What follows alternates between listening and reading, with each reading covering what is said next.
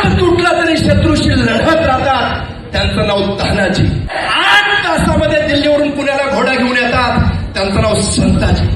शत्रूच्या छावणीमध्ये घुसून त्या छावणीचा कळस कापून आणतात त्यांचं नाव धनाजी. अरे वाघाला सामोरं जाऊन त्याला उभं फाडतात त्यांचं नाव संभाजी. आणि या सर्वांना एकत्र घेऊन स्वराज्याचं नंदनवन करतात त्यांचं नाव म्हणजे शिवाजी. आणि हा डायरेक्ट स्पेलिंग मधले शिवाजी मला म्हणावं लागेल सर, आपल्या सगळ्यांच्या